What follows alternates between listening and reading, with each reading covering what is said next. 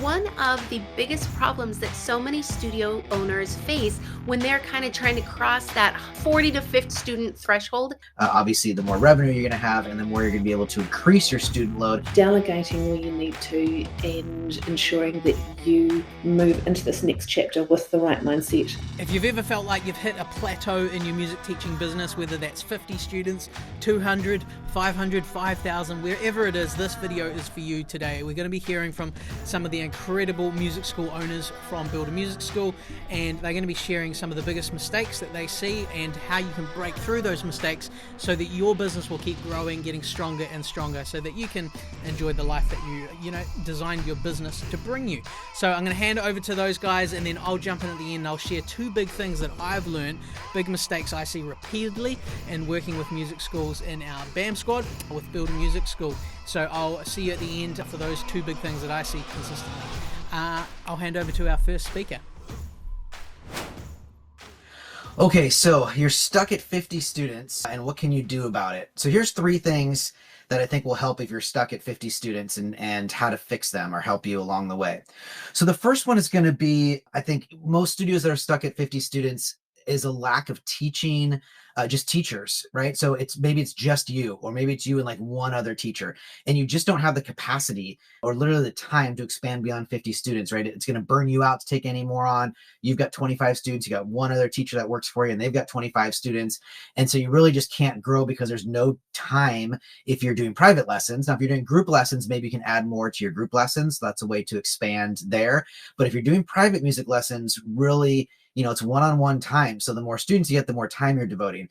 So I would say for that, you're going to have to hire more teachers. If you're doing one-on-one lessons, which a lot of studios do, you want to make sure that you are constantly hiring.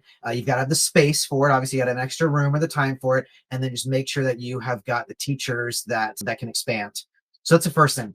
Second thing I would say is you're saying, hey, I can't get past 50 students. I've got all these new inquiries and I'm getting new students, but I can't get past that 50 student mark, whatever it is. It's probably because you're losing just as many students as you're gaining, right? So retention is going to be a big part of it. So if you get, 10 new students in a month and you're at 50 students, you should be at 60, right? 59 or 60. Maybe you lose one or two students. But if you lost 10 students, that's why you're stuck at 50. So retention is a really big part of that. So making sure that if it's not just you, if it's other teachers, you're checking in on them, they're doing a good job, you're following up. Why are students leaving? Are they leaving? Are there things that are out of your control? It's springtime and they want to go do sports. It's summertime and they're taking vacation. Like there are some things you can tweak about your program to help with that. But those aren't really things that you can necessarily control. But if they're quitting because they didn't like the experience, because they didn't see a value in the price, because their child wasn't progressing, right? Those are things that you might need to address internally to make sure that you are offering the best program for the quality of price. You're being very clear on what they're getting for the price. Even if you're the most expensive, in your market, you can still justify why you're the most expensive and convince people that, if they want the best, they should come to you. And then you've got to be able to back that up, right? You've got to have value. You've got to be doing that extra bit, whether it's recitals or evaluations or, special things for the students every month or every couple months, those kinds of things.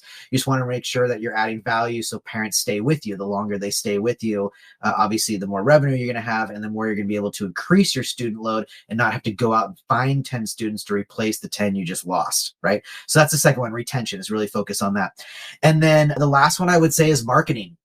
So if you're not even getting those phone calls and you're not even registering new students, and you're doing a great job, let's say you're doing a great job, you've got 2 or 3 teachers, you've got number 1 figured out, you're great on retention, you're not losing a lot of students, you've got number 2 figured out, you're just not getting a lot of new students walk in the door. That's where your marketing comes into place. So I would highly encourage you to check out the modules, the BAM modules and marketing. There are some amazing ideas from, yard signs, putting those up all over town, to Google ads, Facebook marketing, word of mouth, incentives for bring a friend day, or money, incentives for people to refer current students to refer friends to you. And, you offer them a free lesson and the new student a free lesson if they sign up. All kinds of, great activities and really good ideas for marketing to bring in new students. So those would be the 3 that I would say. Make sure you've got enough time for your teachers to be filling them and giving them more students so you can grow, and there's available slots. Make sure that you are working on retention and not losing just as many students as you are gaining. And then make sure you're doing some type of marketing to attract new students. Yeah. The biggest mistake that keeps your music school at under 50 students is not marketing. I know that when you are a small school and typically maybe just a one-man show, things really do grow quickly, organically. And you think, oh, this is just going to grow from word of mouth. And yes, it does when you're small like that. But if you are looking to grow your business, you have to figure out how to reach more prospective students. And the best way to do that is with multi-channel marketing. So figuring out, just to start, 5 different places that you can market. Facebook, Google with your SEO, yard signs, a referral program. Those are just some ideas to get you started. I think one mistake a lot of music school owners make is the fear that if they spend money on marketing, that they're burning that money. And the belief that maybe if you actually spend money on marketing, then you could actually really grow. That's a hard thing to really understand, I think, at the very beginning, because it's one of those things where it's like a step of faith. When you invest in your business, like when you're investing in marketing, you're trying marketing strategies, you're advertising on Google, you're advertising on Facebook, maybe you're doing a print flyer. It costs money, and that can be a scary thing because you don't immediately see a return.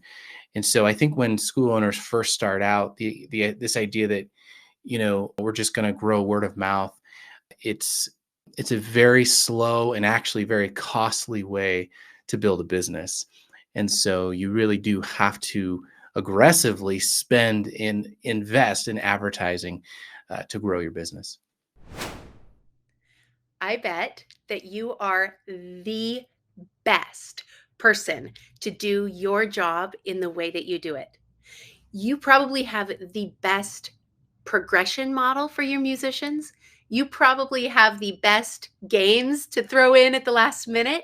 You probably have the best grasp of the curriculum that you are doing and the progress model that you have worked hard on and established. You also are probably the best person to make calls to leads and to get new people in the door. But is that actually holding you back? One of the biggest problems that so many studio owners face when they're kind of trying to cross that 40 to 50 per student threshold is holding on to things that they really are best at, and nobody else can do them in the exact same way that they can. But when we can start to release that there might be another instructor that we can train, and maybe you could still keep your advanced students and they can work with the more beginner students. Maybe you get a chance to listen to a progress model that they are more familiar with, and you go, that is so not what I would do. But let them have those voices into your space, maybe you have a new space and you're like, why can't I get anybody to join? Are your ways right now too focused on you being the best? Because you probably are. But having the willingness to release some of those things to be done well enough, even if they're not exactly the way that you would do them, is going to help you reach that or cross that threshold, because you can hire somebody who is nearly close to sort of kind of going to be able to handle it. And then you can use that time to train them in the way that you feel strongly about. That's great. And you can make some of those videos to make sure that they are seeing the way that you are doing things. Set up a camera in the middle of your lesson, however you want to do it. But start to be willing to release some of those things that you really are the best at to people that it's kind of okay in those layers to be just good enough. So in my experience, I would say there's probably 5 main reasons that music studio owners tend to get stuck at, just a small number of students, say 50 students, for example. And they you can break them down quite easily into the following 5 points. So firstly would be a lack of effective marketing. Now, marketing doesn't necessarily need to be expensive, paid SEO sort of type marketing. It can be as simple as community outreach, putting advertisements in your local school newsletters, utilizing your warm market. So, advertising to siblings and cousins and friends, etc. And keeping that consistent and making sure that you're doing that consistently throughout the year, rather than just sort of a big influx at the start of the year and then letting it peter off and your efforts sort of slow down throughout the year. So if your student inquiries are slowing down, then it does make it hard to grow sort of past that 50 student point. Secondly, you've got to have scalable systems in place. So if you don't have a system that is scalable, it is really hard to make that jump over that 50 student bracket. So for example, you might have been able to do everything by hand if you sort of had 20, 30, 40 students. You can schedule just using a Word document. You might be able to invoice manually, take payments manually, follow up the overdues manually. But when it comes to that next step and thinking like a music school owner rather than a private teacher, automating your systems is going to take you so much further and allow you to grow past that 50 student mark. Also, make sure you're constantly, this is number 3, make sure that you're constantly recruiting. Always have tutors ready to go so that when your students do come in, you don't have to put them on a waiting list and then go and find a tutor and train them and get them ready to pick up those students. Because obviously, if you're anything like me, when I'm looking for activities for my children, I want to start now. I want information now, and I want to know how soon we can get going. So making sure that you've already got tutors ready to go is going to be a big help. Student retention is super, super important. I think another reason why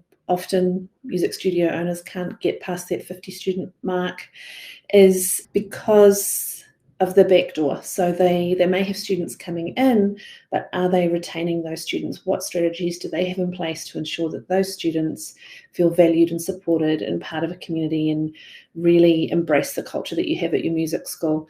If you can sort of slow down that churn rate, you're going to find that retaining those students is much easier for you as a music school owner and means that you're going to grow a lot faster. And lastly, just owner burnout, like moving forward from that limited mindset of, I feel really stretched. I'm struggling to transition from teacher to music school owner. I'm sort of struggling to delegate tasks and break past that plateau, for example. So just really thinking about your mindset, making sure that you're not burning out, delegating where you need to, and ensuring that you move into this next chapter with the right mindset. That'll help you move forward. I hope you've been enjoying this topic and hearing from the music school owners around the world. I'm going to leave you with 2 things from me around this topic of things that get people stuck and are unable to break through to the next level. The first one is just thinking about risk intolerance and the idea of not taking risks. We don't want to take stupid risks, but what I want you to think for a moment is, where do you sit on the kind of risk tolerance scale? Are you someone at this end who is just absolutely terrified of risk? You just play everything safe. You're just not prepared to take any risks in your life. Some people would sit there at the most extreme. The other extreme is you are just the ultimate risk taker. You just do risks that would be considered stupid and you just shouldn't do them, right? Most entrepreneurs and business owners typically somewhere up this upper end here, and most people that stay in kind of safe, comfortable jobs are more like down this end here. And obviously it's a scale. So think for a moment, where am I on this risk tolerance scale? And one of the things you need to do is you need to make sure that you are taking risks in your business. But 2 big things on that is, 1, you never bet the farm. That's a saying which means basically you never want to go absolutely nuts and take a risk that could mean that you lose everything. So we never bet the whole farm where the business could crumble. The second thing is we always make a plan and we make sure that we run a budget and a cash flow scenario so we can see what's actually going to happen. I use hellocashflow.com for that, which is brilliant. And most of our Builder Music School members do as well, and that helps us see exactly what will happen to the money to make sure that we're making safe decisions. Now, that's if it relates to a financial decision. But risks can be in very different forms. Sometimes for people, let's say going from a solo teacher to a music school owner, that's a scary risk, right? You've got the comfortable thing where you're on your own, you're in full control of it. Everyone knows you are the brand, you are the business, and to bring someone else in feels like a scary thing. What if they're not as good as you? What if they don't teach the way that you teach, you know? What about things around payroll? Like, it's scary to think, I've got to pay for someone now, and what if they quit? And all these things, we can come up with all these answers and all these risks, and they can scare us back to this place of having just no risk tolerance. And so one of the biggest mistakes people make is just thinking like, this is too scary, I don't want to do it, I don't want to fail, and so they don't do it, okay? And so that is one of the things that you've got to get right in your mindset, is to go through and be prepared to make risks, not to talk yourself out of everything, but still in the process to think through, hey, can I afford this? What will I do if this happens? What if this happens? What will I do? And once you can answer all those questions, you can see, okay, I can do this, it's fine. And one of the lines that I got from John Maxwell, famous business and leadership author, that's really encouraging is, in business, you're either going to win or you're going to learn. And it's that idea of if something goes wrong, you take a risk, doesn't all work out perfectly, well, you didn't just lose. As long as you haven't bet the farm, you learned something, right? And so that thing is going to make you better and better. And so you often in business fail your way to success, because those failures, you don't see them as a business owner, and you shouldn't see them as failures, but as like learning opportunities. And so that may sound airy fairy and silly to you, but what happens for the people that are the ultimate, risk intolerant type folk, they see that as a massive failure. And even the idea of doing that is just way too scary. They don't want to fail in front of their family, their friends. And so this whole thing plays inside their mind, this big battle that means that they're just too scared to take action. So whether it's the idea of hiring their first team member to start their own studio, or whether it's moving from, teaching at home with a few people and then getting their first commercial property, to all the different decisions you make as you grow. And here's the secret: they're not going to go away. Your business is going to keep growing and growing, and you're going to keep doing exciting things, and you're still going to take risks, and it's still going to be scary. But you get smarter, you get better, you get more confident, you back yourself because you've seen where you've come from, and you're able to take those risks. So that's my big thing I want to leave you with. And the final thing is obviously making sure around all of these topics that you are supporting yourself with the best environment and network to make sure that you succeed, because everything that you face in, say, the music school business has been done before thousands of times by other people, right? And so that's why if you are not already part of the BAM Squad or the Build a Music School program, you want to get involved, because there's literally hundreds and hundreds of people who've been where you've been, and any question, instead of you having to go research, build it, figure out, within minutes, seconds sometimes, you can get access to thousands of dollars of resources instantly just for your tiny membership fee that will just fast track that whole process. And literally every day, every week, something like that is there to give you everything you need for the next step, answer all the questions, help you tackle every problem that you're ever going to face, to make that risk go from really highly risky right down to like a very low risk, because you've got people who've done it before, can hand you the stuff to speed it up for you, save you so much time, money, and stress. And it gets you closer to your dream business goals. Like I said at the start, you want your business to build the life that you want, whether that's freedom to, be at home at 6 o'clock to have dinner with the family and the kids, or whether it allows you to go take, 6 weeks off a year to travel, or whether you just get to quit that job that you hate and just teach music full-time on your own or with a team. Whatever your big vision and a dream is, it's going to take you some risks to get there, and you want the people to support you to help minimize those risks. So that's what I'm going to leave you with today. There'll be a link somewhere down here if you want to come check out the BAM Squad, grab a free trial. You'll absolutely love it. See you in the next video, and remember, you got any questions about building a successful music school, comment them, email us. We'd love to feature those questions on the channel here.